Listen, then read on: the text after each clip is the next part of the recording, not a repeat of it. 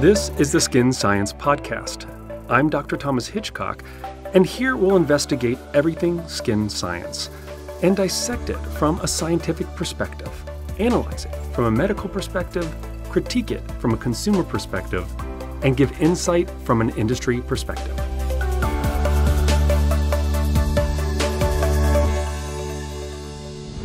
Welcome back to the Skin Science Podcast. I'm Dr. Thomas Hitchcock, and today we'll be discussing the science behind skin remodeling. And with me in the studio is my co-host and friend, Angela Wilson McDonald. Hello, Angela. Hello. Pleasure to be here. Yes, it's always a fun time. And Always. Always. Well, today, as I said, we are going to talk about skin remodeling. One of the things that I'm going to make sure my microphone is... Are we good, Alan, with the microphones? All right. Okay. All right. We have our wonderful producer director in the studio making sure you guys can hear us. But the thing about this kind of topic is, just as a kind of disclaimer, because we do work for a company where we sell a microneedling device, we do have to make sure that we don't get into any topics that are going to get us in trouble by going off label and such. But the way that we're going to approach this conversation is we're really looking at the science of skin remodeling from many angles. We're not just looking at microneedling. We want to look at it as basically, because there's many ways to skin that cat, if that's, an appropriate... I think it's a pun, but yeah. I didn't mean it that way. Talking about skin remodeling. So there's many ways that we can go about this in the aesthetic office. And some of it's for one reason or another. And so some of them are for more aesthetic purposes, some are for more medical purposes. But either way, we are looking to cause a remodeling of the tissue, which is very different than what a lot of people think of when they are advertising. This, you hear a lot of because it originally was called collagen induction therapy, at least microneedling was. And so a lot of people, you see a lot of advertisements like make new, fresh collagen, which, as you know, irritates me because... I know that. Because when you think about what makes up scar tissue, it's also new, fresh collagen. So, it's one of those things where we understand that there's a consumer perception, but it's different than what a scientist would necessarily look at. And I'd love to know what a clinician looks at versus also somebody in the industry, which we are. And so these are the ways I wanted to kind of look at this particular topic. But the way I think that we do this the best is by first kind of defining what is skin remodeling. So I think the way to do that adequately is to make sure we're thorough. And you can definitely stop me if I start getting in a little too thorough. As I always do, Thomas. Yeah, so that's something I can often get a little bit on a rabbit trail when it comes to science. But is by defining skin, looking at skin, the structures of skin, and what happens during the remodeling process, why the remodeling process happens. So when we think about the structures of skin, most people have the rudimentary type of layers. You got the epidermis and the dermis. Of course, that's reductive because there are other structures, other layers or other, little kind of nuances to what make up those. But overall, it's the epidermis and the dermis. Then you have our secondary structures like the hair follicles, the sebaceous glands. You have, nerve tissue. You have, what else we got? Sweat glands. But one of the also biggest constituents of skin that most people don't even think about is the immune system. And that's actually one of the most important parts when it comes to skin and how it functions. Yet we often just completely dismiss it and don't even think of that as a skin tissue. And why do you think that is, Thomas? Why do we forget that component?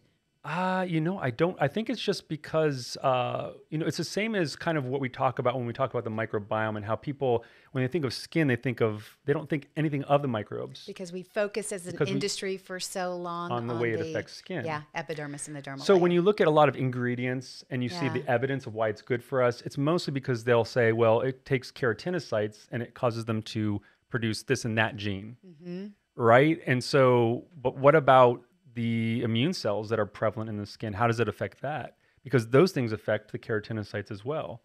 And those things affect the microbes, which also affect the keratinocytes. And so it's a much more complicated story. And I think that's why. Because it takes things that are very, that people want to be very simple And you have to then ask other questions, and it makes things a little more complicated. That's where we are kind of today, which is we understand, oh, we thought something was very simple. Now we're learning maybe it's not so simple.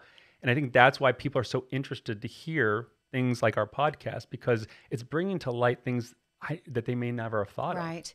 Okay. So if you want to take a deeper dive into, understanding the immune cells, and what's the relevance of that? Why is that important to us? The relevance of the immune cells in the skin is that when we talk about skin remodeling, a lot of that comes, a lot of people think of that happening upon injury, right? When we have a wound healing response. Yep.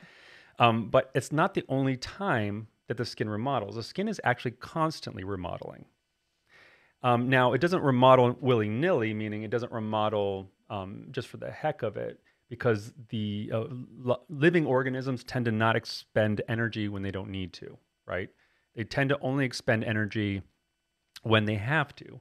It's part of kind of just the evolution of how biology works. Okay. And so you don't tend to see a lot of biological systems where something happens that's superfluous to existence. And so an example of this is in when you're trying to do bacterial cells and you're trying to put genes in bacteria and such. If it doesn't need it, it'll spit it out. We call these plasmids that. Okay, we got too deep there. Yep. Anyway, I'm falling asleep. So it's always why? A bad sign. So why the immune system? It's because we have turnover all the time because of going out into the sun, and we get some solar radiation that may cause some free radical damage. It may cause thymine dimers in our skin cells. These are all things that cause damage. And so when we're younger, the immune system actually recognizes the damage. And it clears the damage. And we also have an accumulation over time of what's called senescent cells. Now, those you don't have as much when you're younger, but you do have them in some manners. And this is the reason why we accumulate them as we age, is because senescent cells are typically found after a daughter cell, which is differentiated. So we have our stem cells. They make daughter cells. Okay. So we have stem cells that become like fibroblasts or keratinocytes, the skin cells that we think about. Well, those cells cannot indefinitely live, right? They also cannot divide and indefinitely divide. We have what's called a Hayflick limit. And you've heard me talk about this. I've heard you talk about this over the years. And this is what happens is every time a cell divides, because after your stem cells have the ability to extend their genetics to keep them kind of pure in a way, to keep them safe by extending the ends of the telomeres. When they become differentiated cells like skin cells, it loses that ability. So every time they divide, the genetics get slightly shorter and eventually gets short enough to where it's just kind of in danger of things like forming cancers and such. Okay. And so the way that the body handles that is that once they get to a certain place, they become senescent. And this senescence actually changes its phenotype. And it starts to produce different types of cytokines that are more inflammatory. Okay. And the reason for that is likely that it's asking to be destroyed. It's asking for the immune system to come get it. Because what's inflammation? Other than... It's aging. I mean, it's the skin aging, correct? Or it's a response to... It's a response to some assault. some sort of assault. Okay. That's telling the body, I need your help. I need the your immune help. cells' Come help. get me. Yeah. Come help me. Yep. So it sends out these inflammatory signals, and the immune system comes and clears it. Okay. So that's part of the remodeling process, because when you have a senescent cell or you get a damaged cell and it tells the body, come clear me out, that's part of the remodeling process too. Okay. Also with structural parts of skin like collagen, elastin. If that gets damaged, you need to also restructure that. So your body's constantly restructuring. You've heard it when you were a kid, how you're supposed to be supposedly a new person, completely remodeled every 7 years. I don't remember what like that. They would say. Your cells completely and I'm turn not over. And I'm not sure what the legitimacy of that given time period is. Probably is different from person to person. But it was interesting nonetheless. But I think like your bones, even at a certain point, because you have, even though we think of bones as like solid objects, they do turn over. Yep. And so even the calcium deposits, we have osteoclasts, osteoblasts, they eat and rebuild.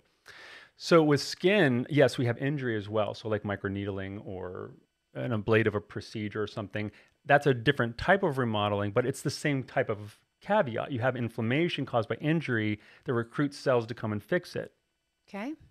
So that's really, I think, why the immune presence is so important for the process of skin remodeling. That a lot of people don't really give it that much kind of thought when they're getting these procedures. So let me see if I got this straight, because that's, my purpose in the podcast is to break down the science. So what you basically said there, if I heard you correctly, Thomas, is that the skin is always remodeling. We're going to talk about intentionally remodeling during this podcast, ways in which we actually assault the skin, whether through, to injure the skin, whether through procedures, whether through products, to actually create an intentional turnover of the skin or intentional remodeling of the skin.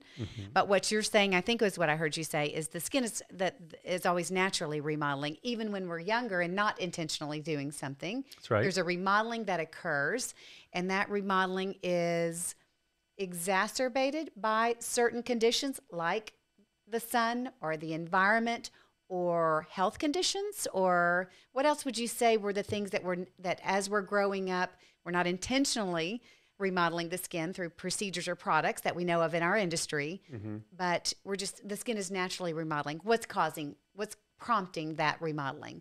I mean, when you skin your knee. Okay, so any type of injury. When you get a bruise, there's a lot of things, any type of injury. Yeah, the thing, again, the body doesn't typically remodel something it doesn't need to. Now, that being said, when we're growing up, we are growing, right? So a lot of the processes by which we grow are similar to the remodeling process because we're producing more skin because we're getting bigger. We're producing more connective tissue because we're getting bigger. And so a lot of that stuff is process of deposition of things like extracellular matrix, cells, stuff like that. So those processes, it is different than wound healing because you don't have the immune system as involved, right? But the part of deposition of those things, and it's why when we talk about the aesthetic type of procedures, it's important to realize that the mechanism of action by which these procedures actually work, in order for us to get a result that's relatively natural, have to work similar in the wound healing cascade or remodeling process to where normal production of that tissue works. So that's why certain burns don't really heal like normal tissue, chemical burns or thermal burns. Now, of course, if they're microscopic in nature, it's a different story, but typically there's a threshold by which there's a kind of a fine line between intentionally injuring and getting an aesthetically pleasing result and getting something that looks odd or unnatural simply because the body does have a certain line. When you cross it, it's not going to lay down the same tissue in the same way it would when it was creating it in the first place. And so you can move from actually treating the skin to traumatizing the skin. And there's a fine line you would suggest between the two? Yeah, I agree. I think that there is. And you can see that, in aesthetics and in medicine, there are procedures that are around even today that while they were being developed, they were used a little bit too robustly or too much. Lasers being one of them, when they used to completely kind of resurface the skin. And you could tell that upon kind of the remodeling process that the quality of skin was just not quite natural. You got some type of positive result, right? Obviously. Maybe tightening, which is what most people wanted, because those procedures are very popular. But yet there was something that was a little unnatural at that point. Yes, okay. And so that's kind of where again the fine line, because in our industry, in aesthetics, in dermatology as a whole, it's really about what is somebody coming to me to address, and knowing what the risk and reward or risk and benefit ratio is with those procedures and what you can walk away with. And so there is kind of this kind of give and take when we're talking about skin remodeling. But the other caveat here is that there's a lot, when we talk about reductive science, is that we cannot look at somebody that's in their 70s and say you're going to have the same kind of result as somebody in their 20s, because the way that our skin remodels, although it's built into our genes as far as the cells kind of know where to deposit certain things, there's also the epigenetic markers. And as we age, we talked about how we start to collect these senescent cells because the body cannot remodel. And so we collect these senescent cells. And that's because the immune cells, essentially, over time, Yes. that are tied into that. Okay. So the Right. immune cells are helping to clear and clean up. Right. But as we grow older, they're less effective in doing so. Is that what I'm hearing? You are. And we don't completely understand why that phenomenon occurs, but we know it's tied to a type of immune cell called a Treg cell. Okay. So Treg cells actually are kind of the police, if you will, of the immune system, especially in the skin, but everywhere. And these Treg cells actually inhibit the immune system from overreacting. So, for instance, like psoriasis. Psoriasis is an overreaction where the body's actually attacking our own tissues. Any autoimmune type of a disease is because our immune system is actually attacking the wrong thing. It's being overzealous. Okay.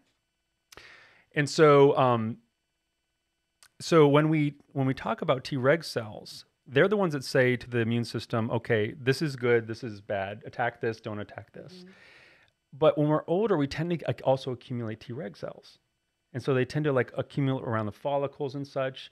And interestingly, that is what we think leads to this accumulation of senescent cells, because when senescent cells are sending out all these inflammatory signals, the Treg cells are saying, it's okay.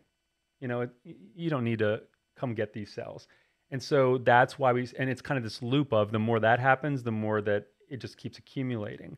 So there's a branch of research called senolytic medicine, where they're trying to actually produce either peptides or something, drugs, and they already have drugs that do this, that can actually cause the removal of senescent cells. Because the theory is if you can remove all that inflammation from all those cells that are taking up space and causing inflammation, the body will then kind of get kickstarted to actually reproduce and the cells that should be there, which will then lower the inflammation and cause. So again, the immune cells were taking care of that when we were younger, but that is all slowed down. And now things are changing. Thomas, walk us through, when is that age? I mean, when do we get to that point when the immune cells are no longer working as they did when we were younger, and we have to start being intentional about skin remodeling? We have to start taking action, whether that's through products, whether that's through procedures, what have you. We have to start creating those injuries to get the skin remodeling, because the body's no longer doing it at the same rate that it used to. Right. Do you have any ideas about that? I do, but let me take a real quick step back to what I just said, because I want to put a little caveat on there before I move on to that, which is, we talked about when I said that when you're 20, you can't expect the same results, or 70, you can't. And the reason for that is because you can have, let's say, since microneedlings are a thing, let's use that as our example. So if you get a microneedling treatment at 70, it's still going to have some benefit, right? Because your body will see that there's holes now in your skin, and it will still heal it. The issue is that it may not heal it to the same extent as you would when you're younger. And then you ask the question, why? And it's because you have this loss of ability to be as robust in your deposition of things like collagen and elastin, as I was referring to with my work in my postdoc. Okay. Because you're senescent, the cells available just don't have the ability, because they're close to senescence themselves. So in essence, when we take a senolytic drug, and if it works to clear the senescent cells, we are basically remodeling then as well. And we are getting kind of the same type of remodeling we do as we are younger, where it's constantly renewing. But if we get that microneedling result at 70, and we don't have that remodeling happening, it's going to really dampen the overall result. And so we have to be realistic. Now, you talked about aging, and I do want to ask one question there. But are all 70-year-olds the same? No, but that leads to your question before. Okay, perfect. So basically, when we think about when is that age that we start to lose, and I've heard some anecdotes, I don't know if that's the right word, but little blurbs where they say you lose 1% of collagen every year after 30, and I can't find for the life of me where that comes from. Okay. So I'm assuming made that up, huh? There has to be somewhere it came from. But it's one of those cute things that people latch on to, and it's a good way to sell them. Simple.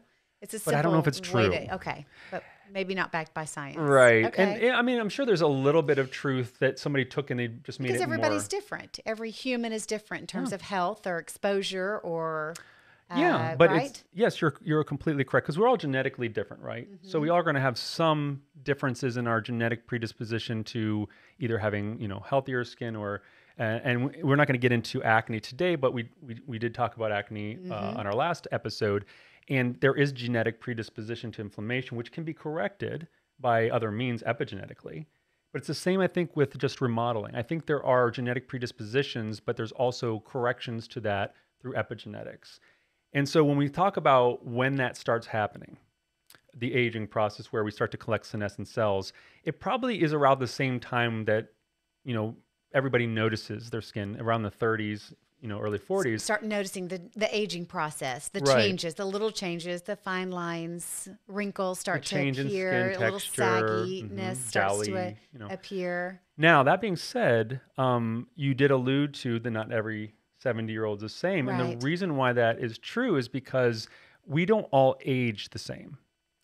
And we know that researchers like David Sinclair Mm-hmm. and Huberman and not Huberman, David Sinclair and I'm trying to think of the other person I'm thinking of, but I can't.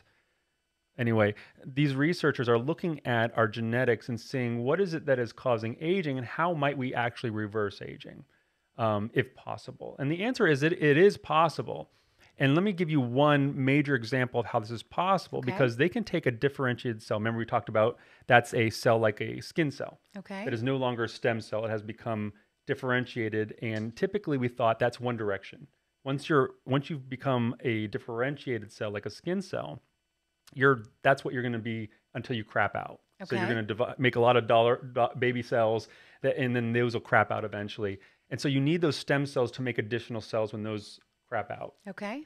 But there has been research that shows that you can put differentiated cells into certain conditions in the laboratory and cause them to regress back into stem cell states.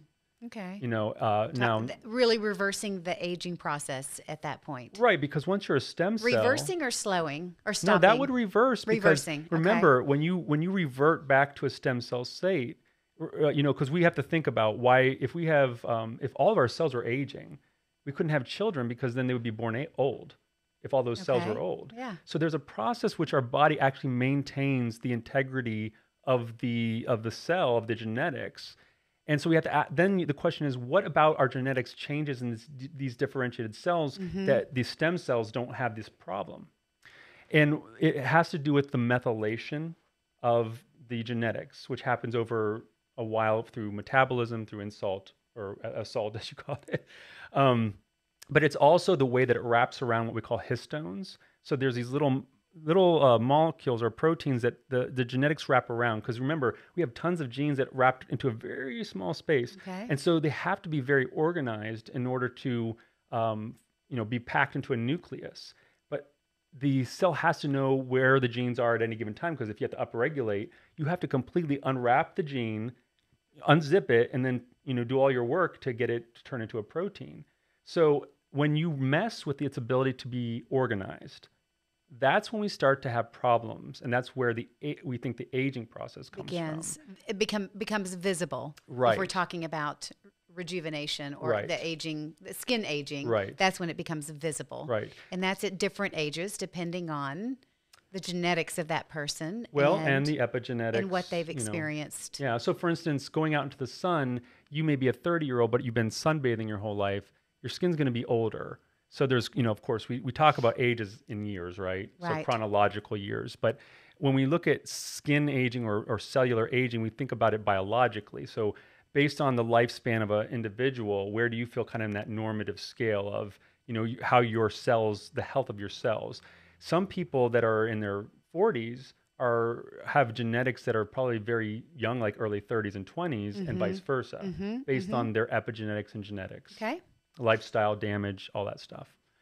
Now, interestingly, there are researchers that are looking into ways to demethylate and to turn back the clock, not just by making things back into stem cells, but just by upregulating certain genes that act to do that. Okay. And so you've heard of things like resveratrol. Of course. Yeah. What do you know about resveratrol? Because a lot of people have a Resveratrol is, I mean, I think of it in two forms. I think of it as a supplement that you actually ingest that supposedly reverse the aging. And then I think of it as a topical ingredient as well that we've heard over the years has some effect in reversing the aging of the Okay, I thought you were going to say one other thing. skin. I thought you were going to say wine, because that's Well, you know. because wine is. I think I should have said that. Well, do yeah, you but I'm in remember- the industry, so my head goes somewhere else. of course. Yeah. But do you remember back? I don't know, Oh. a dozen years ago, where they said 2 glasses of wine a drink- day. Are we not supposed to still be doing that? Actually, Because I upped it to 4 just in hopes that would be even. No, a study kidding. just came out that kind of basically squished that. Oh my Now goodness! they're saying that wine isn't How good for you. disappointing. A glass of wine a day isn't good for you. Okay. Because I believe like the amount of resveratrol in a glass of wine is negligible. Right, which is why supplements became prevalent, and then Yeah. topical ingredients as well. Yeah, and so So what about resveratrol then? well, resveratrol is a molecule that has been shown to activate. It's also an antioxidant, right? And so we Okay. know there's a lot of great, even in skincare, there's a lot of great antioxidants. One being vitamin C, which everybody will pay a lot of money if they get a good vitamin C. The Topical problem vitamin C, is that yep. vitamin C is a very sensitive molecule. So a lot of people have spent a lot of time and research trying to make it more stable. Resveratrol is also an antioxidant, so putting it in skincare can have an antioxidant effect, but we don't think that has anything to do with why it turns back the clock. We think it's Okay. more about, I believe, again, David Sinclair is the one that really kind of champions resveratrol, which I don't I think didn't know it's, that. yeah, I don't think it's like as big a thing as it's made out to be, but it definitely is one of the things, because he's shown it, you know, no questions asked really, that it upregulates the sirtuin genes. That's one of the things he researches. And these genes, and it's not just him that came up with this. There's some labs in Japan that showed that you can basically have, you know, a certain amount of these genes that if you upregulate or turn these genes on or off, you can basically, you know, cause backwards aging in a sense. Okay. And so these sirtuin genes are kind of closely related to what does these things. What does this anti-aging benefit? And he's talking about resveratrol, ingesting it. He's talking about supplements, or is he talking Well, topical yeah, or both? no, I think he takes it as a Okay. supplement. He also takes other things, like he's big on NAD, which is a molecule that basically fuels the mitochondria. And so by taking that, you're supposed to, you know, be energizing your cells and such.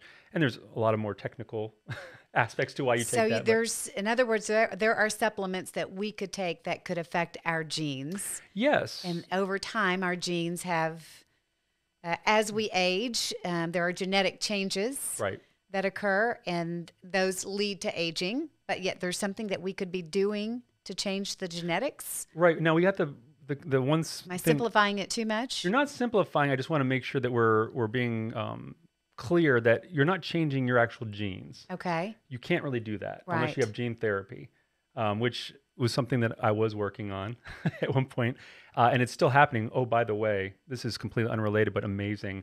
They just did gene therapy in 2 children that have Tay-Sachs and basically have more or less healed them from that. My stepmother's 2 children died from that, so I've been following that for years. Amazing. Anyway, that was a huge rabbit trail. No. But yeah, you can't change your genetics. But you can change your epigenetics, and you can change damage Define to your epigenetics genetics. for our listeners, epigenetics Thomas. is where basically the things that affect the expression of your genes. Okay. There you have it. So even just cytokines can be epigenetically changing the upregulation down, like retinoids. Retinoids change the expression of genes, which then changes the way that the skin works. So you don't change your genes, you change the expression of the Right. genes, how they react, Yes. or what they put out. Yes. Okay. Or whether they're upregulated or downregulated, which Okay. means if you make more of a gene product or less of a gene product. And that'll change, you know, for instance, when we produce less oils, it's because we've turned off certain genes and turned on certain genes. Okay. So there's something you could potentially do in terms of expressing genes that could upregulate the production of oil again, for That's right. instance. Okay. Okay. An example of that is we know that C. acnes, which is a normal skin commensal that we lose over time. So as we age, we see less C. acnes on the skin. But C. acnes actually has been shown, and that's, of course, this is simplified because C. acnes is a species and it's very strain specific. So I don't want to oversimplify. I just want that caveat out there. But strains of C. acnes are able to actually cause the sebaceous glands to produce more oil. Okay. So it's kind of a chicken egg thing because we age and we lose oil production. Therefore, it's inhospitable to C. acnes. So we lose C. acnes. But if we can put C. acnes back on, it actually might restart that, and where we can actually kind of rejuvenate the skin through a probiotic means, a legitimate probiotic. Okay.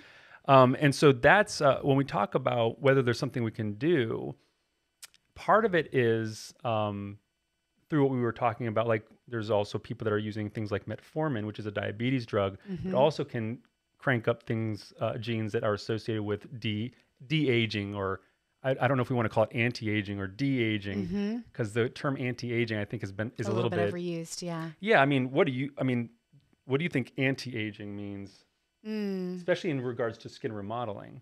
Anti-aging to me says against aging. So to me, anti-aging is more stopping or slowing the aging process, which is more real what we're versus talking de-aging makes it sound like you're actually kind of going back in time, which sounds way more exciting, quite honestly. Yeah, and that's the way I see it too. But a lot of people use anti-aging because I see people poo-pooing the word anti-aging. Well, it's been so overused. Yeah, it has. But they say there's really no way to anti-age something.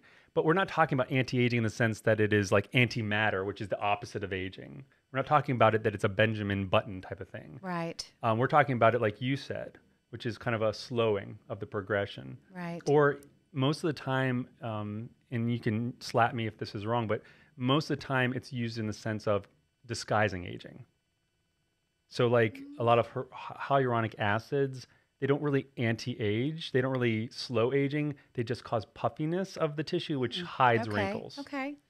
And Fair so, enough, but I don't know if the hyaluronic acid is considered an anti-aging ingredient. Well, if you watch some of the marketing. Okay. All right. Fair enough. Fair enough. And you know, and so I would say I agree. De-aging. I don't know if that's even a word, but maybe we'll make it a word. Yeah, maybe that's our new thing. Yeah. Can we rush off and trademark that real quick? But let's get back. I'd like to get back to that. Okay, the person who presents as the first signs of aging. So we'll say 30-ish. And you start to see those first signs of aging outwardly. So you see fine lines, wrinkles, sagging skin. And suddenly we've got a sign, if I'm hearing you correctly, that the immune cells have started to slow down its process of being able to remodel. And now we need to get intentional about what we're doing to help that process. And that's, so now we're going to talk about skin remodeling in the respect of things that you could put on the skin that would help with that process, or procedures that you could do to exacerbate that, to kick off that process again. Right. And I think one of the things people completely dismiss, not everybody, but I think especially consumers, and you tell me if I'm wrong based on this, but I think they go into a physician's office and they think, I'm going to pay, $500 for a laser treatment or a microneedling treatment, and I better get my money's worth. What they don't understand is that there is no magic wand. And that part of the way that remodeling works is by actually creating an environment on your skin that is conducive to that happening, and in your body too, not just on your body, but in your body.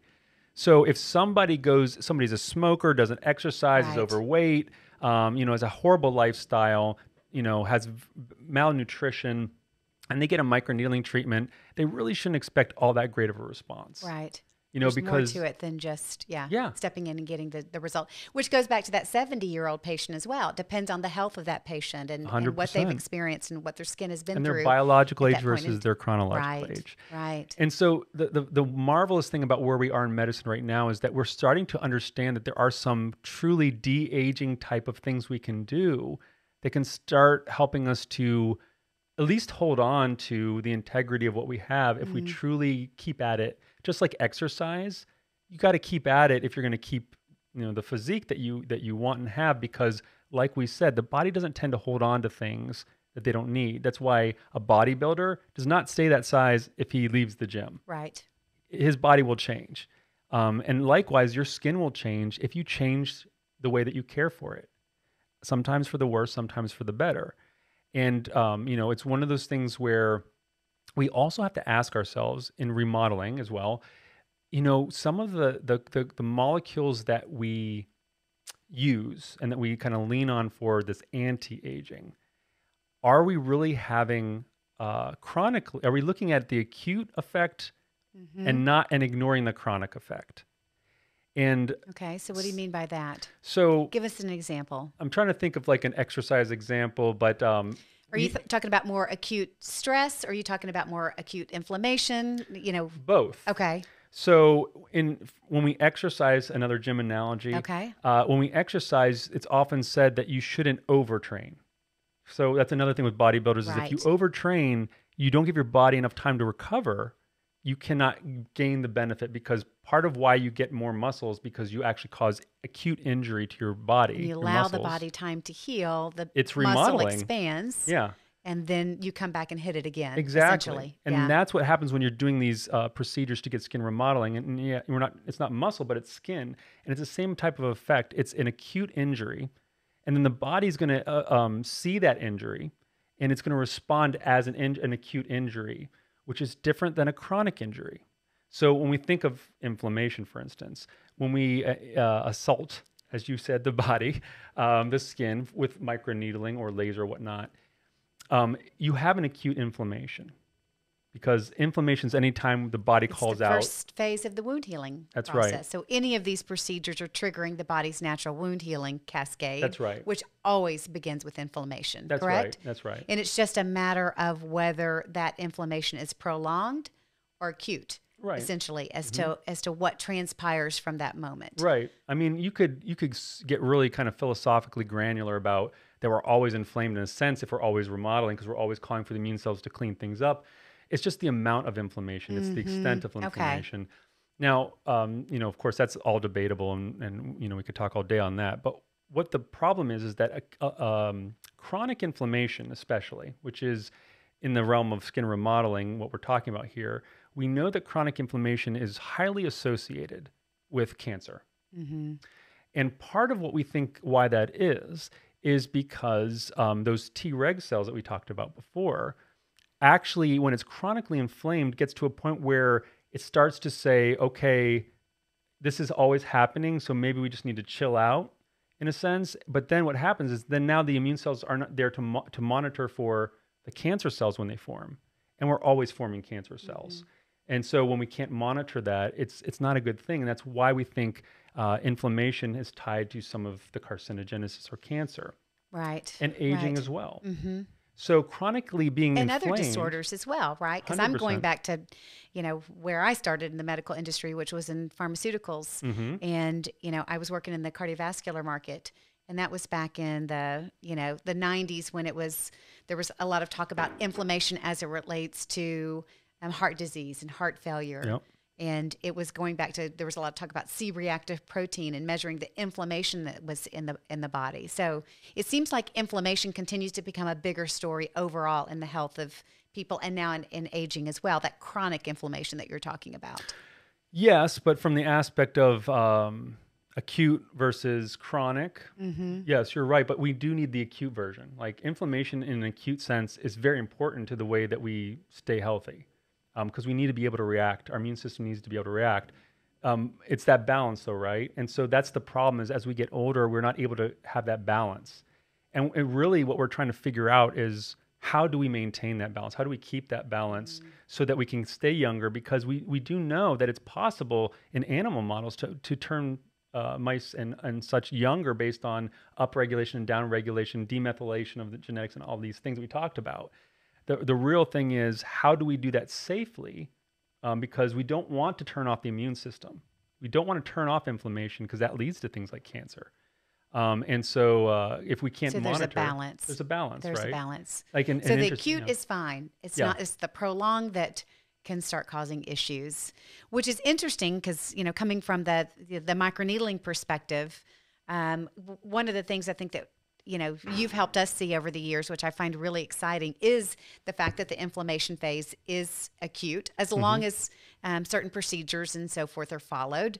And the opportunity that brings in terms of the way, let's get back to that remodeling story, the way the remodeling unfolds when inflammation's acute versus prolonged. So what's actually, talk to us about that, Dr. Hitchcock. What does that look like in the remodeling of skin, whether you do it with microneedling or you do it with other means, in terms of an acute phase of inflammation that starts that process, which we know needs to happen, versus prolonged? What's going to be the end result of those procedures when inflammation is prolonged versus not? Is that really broad? It is question? Broad, but I'll tell you, if it's prolonged, the main results, people aren't going to come back for another procedure. Yeah. Well, from a patient satisfaction standpoint. Yeah, I mean, there's not a lot of procedures where you should have a lot of downtime. Like surgery, you're going to have some downtime. So if you have like a facelift or something, and that's understandable. But I think that most people would agree that there's really very few times where somebody's going to say, we really want you to be inflamed for a really long time. Well, but there's two different things, right? There's the symptom of the procedure where there's the outward inflammation, right. But there's also inflammation that occurs in the body as well, right? As a result of some of these procedures, some more than others, correct? It's essentially following a different pathway in the body. Prolonged inflammation is leading to an inflammatory pathway that has an effect on the end result, correct? It does, but it's not just prolonged inflammation. Like like for instance, if we're talking about whether a procedure looks more natural, like the end result looks more natural versus fibrotic and you get more scar tissue, that has more to do with the environment that the cells are in. Talk to us about that then. So, when we think about like a really good surgeon that can do an incision and suture it up, and then after a while you look at the incision, which I believe you had you've had that experience, and my cousin, who also has some scars from previous traumas, has very, very fine incisions where it's almost very hard to even see if you look at it. Those are great surgeons, and the scars are there. You can still see them. But the reason why you also have people that get hypertrophic scars. You have some very bad scars that can be seen when we have bad surgeons, when something is sewn up incorrectly or was infected during, when it's healing. And a lot of that is because it's really the way in which the environment is, the cells in the skin, the environment that they're in during the healing process, when it kicks off, as well as the remodeling process. If the environment is overall maintained, you tend to see a lot better healing. So that's why if you really match up the skin when you close the skin, there's no real a way for aberrant microbes to get in. The environment is relatively maintained. Okay, so better from outward appearance, or better if we were to look inside the skin, the healing was better. Maybe both. The collagen was different, the elastin was different, whatever it might be. It would be both, but I mean, even a good scar has a very similar makeup to a bad scar. It's just larger or smaller. Okay. Now, that being said, things like microneedling are differentiated from things like fractional laser, simply because you have two different kind of MOs. They're both fractional, right? They're both acute injuries that are surrounded by a very small injury that is surrounded by healthy tissue, which is great because the whole idea is that if you have a micro injury that's surrounded by healthy tissue, you can basically remodel that quickly with very little fibrosis. Okay. The problem is that when you have microneedling, well, I guess with microneedling it's not a problem, but when you put a needle into the skin and then you pull it out, you're not removing any tissue. Right. You're just basically puncturing the tissue, similar just to like if you... causing the injury to trigger that cascade, trigger the inflammation that kicks off a cascade of events. Right, exactly. And so, but you're not changing the overall environment. Right. That's all the same for the most part. Now you'll get some swelling, some redness, because that's all the hallmarks symptoms of inflammation. Of the procedure. Right, and it's what we want because you have caused a hole in the skin. Right. You do want the body to come and fix those holes. And the idea is that if you create enough of these holes, but that you don't cross the line into causing a macro injury, that you can actually coax the body to remodeling enough of the tissue to give you an overall kind of restructure, better texture, remodeling of scar tissue, all that. With laser, which is very successful, they're probably hand in hand as far as the success rate of things like getting rid of acne scars and remodeling skin. The problem is, though, with lasers, you're actually, either ablating or subablating the tissue and removing a certain amount, or at least killing a certain amount, or coagulating a certain amount of tissue. And although it's very, very small and it's going to remodel quickly and well, The problem is that it's not going to remodel the same because you've changed the environment. You now have a necrotic, piece of tissue. I shouldn't call it necrotic, but it's a dead piece of tissue that has to be cleared out. So you're not going to have the overall health of the surrounding cells because they're dead. And then you have a periphery which is probably going to die later because it's been insulted by thermal injury. That's not all to say that it's a bad thing to have done. It's just to say it's a different type of injury. Right. And so it's more likely that you're going to get a fibrotic type of response with a thermal injury than you would with a mechanical injury, depending on the size and the number of and proximity of each micro injury.